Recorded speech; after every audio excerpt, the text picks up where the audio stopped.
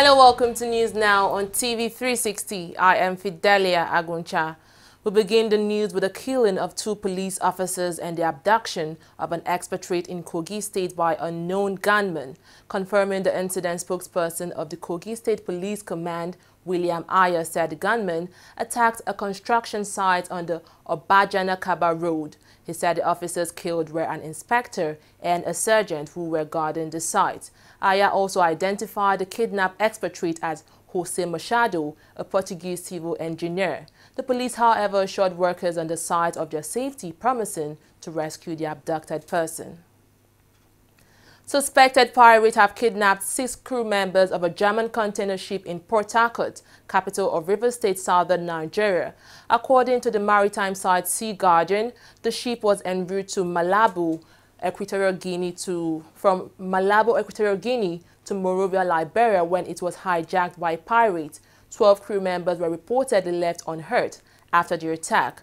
Nigerian security officials are, however, yet to comment on the attack. The Nigerian Senate has mandated its committees on public service and establishments, interior, judiciary, and anti-corruption to probe the controversial recall of Abdulrasheed Maina back in the civil service. Maina was reappointed as the director in charge of human resources in the Ministry of Interior, despite being on the wanted list of the Economic and Financial Crimes Commission, EFCC. The lawmakers during Tuesday's plenary condemned Maina's reinstatement, describing it as a setback in the ongoing war against corruption. This follows Maina's disengagement from the service on the orders of the president, who also directed an investigation into how he was posted to the Ministry of Interior. The president has now received the report and is expected to comment in the coming days. Meanwhile, the EFCC on Tuesday sealed some properties belonging to the embattled civil servant in Kaduna State. A former Nigerian President Goodluck Jonathan has been ordered to appear in court on Wednesday. Jonathan is to appear to testify as a witness in the trial of a former publicity secretary of the People's Democratic Party, Olisa Metu. Metu is standing trial for receiving 400 million naira from the office of the former National Security Advisor, Sambo Dasuki, and had requested Jonathan's appearance in his case. Just as you are worried, I'm also worried. Now as counsel, when I take a date in the matter, I want to appear on that date and have the matter heard. We took 3 days for the hearing of this matter. The 3 days were wasted by the prosecution. And what happened today, when the prosecution was reporting to the court why the first defendant could not be in court, you see, I was shocked to find out. I'm very, very disturbed because a matter of 2015, in view of the Administration of Criminal Justice Act, and yet we just called only one witness. So it's not good for me. It's not good for anybody. It's not good for Administration of Criminal Justice. The Nigerian Medical Association, NMA, has threatened to embark on mass sabbatical if the government caves to the demands of the Joint Health Sector Unions, JOHESU. At a press conference in Ilorin, President of the NMA, Mike Ogirima, described the activities of JOHESU as illegal and warned doctors will be compelled to take a sabbatical if JOHESU does not contain its radicalism. The NMA president also condemned the recent warning by the government to ban private practice. He asked the government to come out clear and define what it meant by working hours, because according to it, doctors in public hospitals were already working more than the 40 units required by the law. The Nigerian Senate says 93 revenue agencies withheld about 21.5 trillion naira generated between 2012 and 2016 from the federal government. This was the conclusion of the Senate Ad hoc Committee on alleged misuse on the remittance and other fraudulent activities. The committee was mandated to investigate all agencies and institutions of government charged with the responsibility of generating, collecting, accounting, and remittance of internally generated revenue. The committee, in an interim report, said more than 600 agencies were involved, but only 93 have so far been investigated. Nigeria's main opposition party, the People's Democratic Party, may have lost the 2015 election, but it has not ceased from making the headlines. The ruling All Progressive Congress on Monday accused the PDP of paying no less than 1.3 trillion naira as subsidy for petroleum products while in power. The Minister of Information and Culture, Lai Mohammed, who revealed this, said more worrying was the fact that despite the huge sum spent, the product remains scarce. Lai was speaking at a media conference in Abuja, the nation's capital. Those who accuse this administration of propaganda and lies in the fuel supply sector, for example, did not tell Nigerians that whereas they paid between 800 billion and 1.3 billion naira annually as subsidy in their time without making the products available, this administration is not paying any subsidy to anybody, yet all products are currently available at very competitive price, and there are no more fuel queues in Nigeria. In their time, they paid subsidy of 3.7 billion naira every day in 2011, 2.2 billion naira every day in 2012, 2.2 billion naira every day in 2013, and 2.5 billion naira every day in 2014, all for products that were never available. The corruption trial of a former governor of Katsina State, Ibrahim Shehu Shema, could not resume today, October 24, at the Katsina State High Court. The trial has been adjourned to February 2018 after the defendant informed the court he had approached the Supreme Court to overturn the decision of the appeal court. The appeal court had thrown out Shema's application challenging the competence of the charges against him. Shema is being prosecuted alongside 3 others for allegedly diverting public funds to the tune of over 11 billion naira to their personal use during his tenure as governor of the state.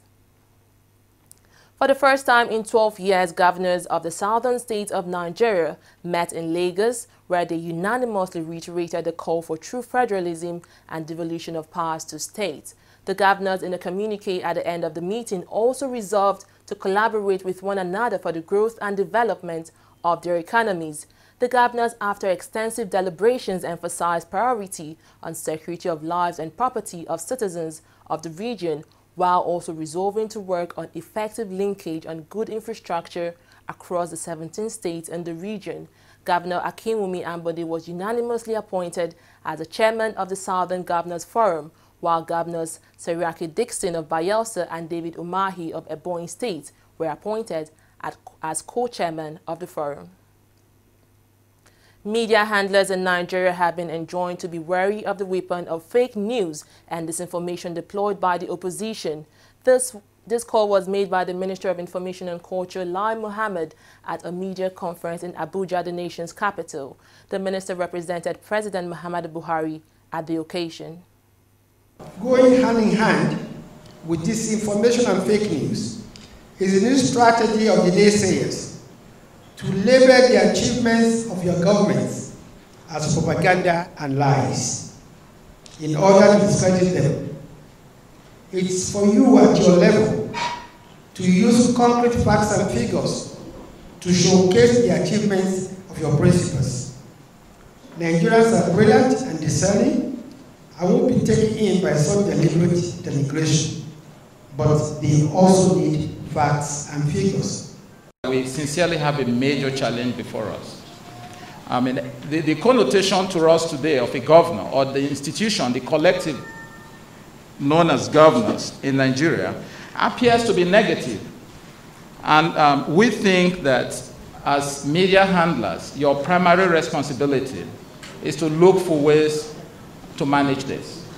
And given the environment and the time we are in, we've decided to bring in the most senior officials responsible for managing our governors, I mean, to take benefit of exchanging experiences among themselves. So the first reason is to address the major challenge before us.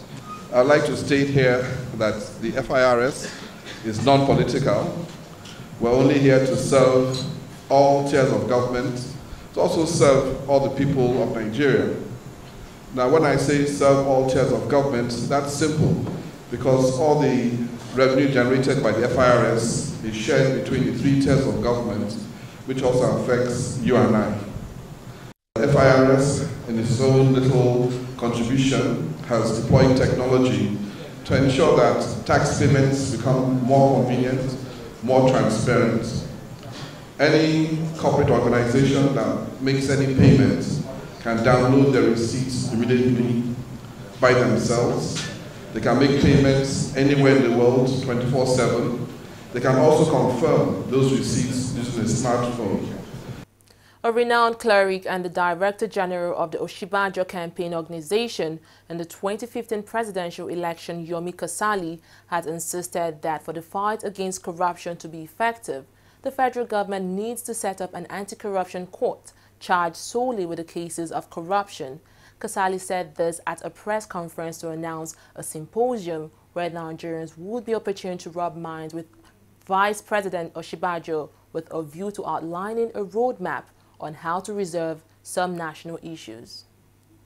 Is very peculiar, impeccable, and it's very worrying because the way this country is going is worrying to a few of us that within men of the cloth, the clergy, the church, we have been totally unhappy, and I must be honest with you, with the strides that the government has taken over the last 2 years or 2.5 years now, this present administration. That's why a few of us campaigned for change, and we haven't seen, frankly, the change that we desired. However, we feel that there's still hope, and so we have called a special Greater Nigeria Pastors Conference. And it's called Greater Nigeria because we have a dream of a greater Nigeria. I do have a dream of a greater Nigeria, better Nigeria, for the young people, for youth, for the future, for our women folk, for our children. We just can't afford to lose hope and not to fight for the soul of this country. Political office holders are about 1,600 people, and they earn perhaps 75% of the entire revenue of the country. It's not done anywhere in the world where 1,680 people will earn that kind of amount of money. That's why people are striking in the educational sector. There's strike going on perennially in the health sector. All kinds of people are saying this has to stop.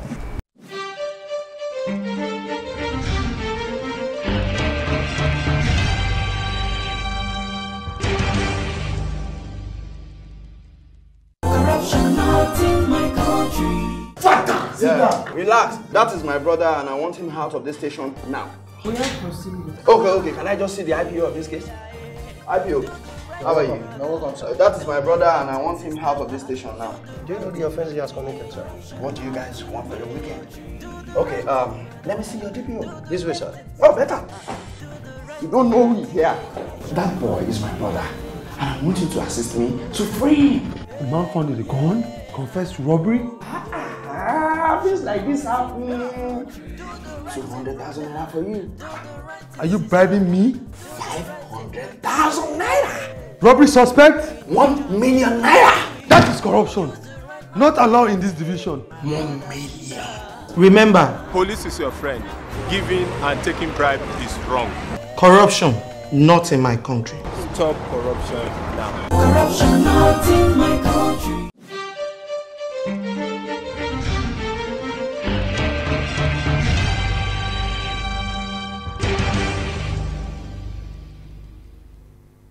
Welcome back. Ngozi Okoye is standing by with Business Report.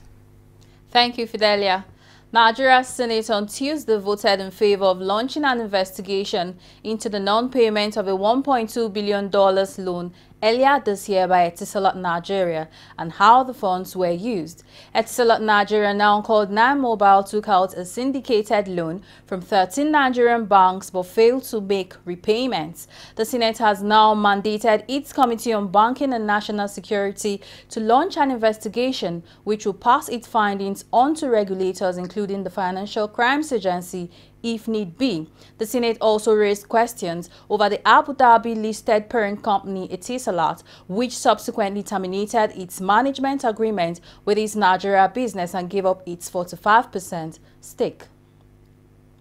Nigeria is targeting oil production of 1.8 million barrels per day by early next year. However, State Oil Minister Ibe Kachukwu also told reporters that the target will be the ceiling of comply with the targets of the Organization of Petroleum Exporting Countries, OPEC. Kachukwu also noted that the oil prices were encouraging, but added that OPEC was not ruling out further cuts. Nigeria currently produces 1.6 to 1.7 million barrels per day. Meanwhile, global oil prices edged up on Tuesday, getting support by a decline in oil exports from OPEC's second biggest producer, Iraq, and the projected extended fall in U.S. commercial oil stock. And on the flip side, Iraqi oil exports has fallen more than 200,000 barrels per day so far this month, as shipments from both the north and the south of the country decline. Brent crude was up 10 cents at $57.47 a barrel, while U.S. crude was up 6 cents at $51.96. The Nigeria stock market took a rise today after suffering a loss on Monday. Trading started on a downside but managed to close in positive with an appreciation of 0.33%. The oil share index gained 119.89 basis points, closing at 36,531.62 from 36,411.73. In the same direction, market capitalization increased by over 40 billion naira to close at 12.574 trillion. The market breadth for the day was positive, with the number of advancers exceeding decliners in the ratio of 29 to 14. The upturn in the share prices of Nigeria Breweries, Nascon Allied Industries PLC, UACN and Dangote Sugar appreciated by 4%, 1.3%, 0.62% and 0.39% respectively. On the backside, Dangote Cement, Cadbury, C&I Leasing, including Honeywell Flour Mill, lost the day. Transactions in the shares of UBA, Access, Fidelity and Zenith Banks topped the volume chart. Market activities for the day in terms of volume was 199.855 million shares, valued at 1.810 billion naira in 36,657 deals. And that's it on business news. We will return with business, sports stories and foreign. Please stay with us.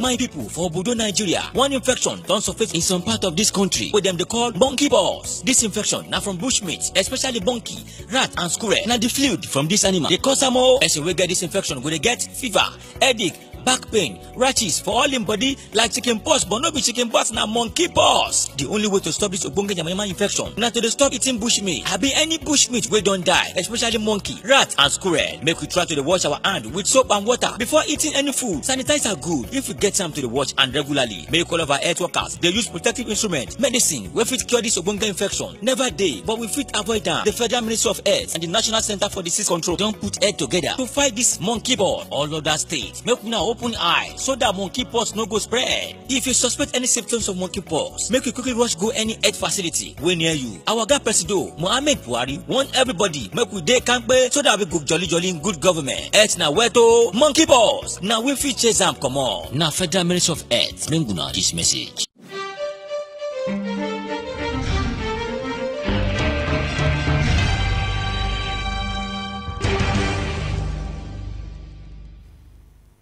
Glad to have you back. Kenyan police used bullets and tear gas on Tuesday to disperse a small demonstration in Nairobi 2 days before elections. This follows a statement by opposition leader Raila Odinga, who told BBC he has no plans to disrupt the rerun election. In the western city of Kisumu, around 2,000 demonstrators marched on the election board offices in response to Raila Odinga's appeal for protest against Thursday's repeat presidential ballot. Odinga is boycotting the contest against incumbent Uhuru Kenyatta. He says it will not be free and fair because the election board has not made sufficient progress in carrying out reforms he demanded after the original election held in August was annulled.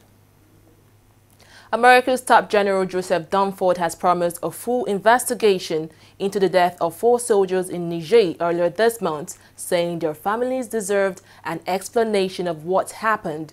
General Dunford said they had been attacked by suspected Islamist extremists while on an investigation patrol and had waited about an hour to request air support. The body of one soldier, Sergeant David Johnson, was not recovered for 2 days.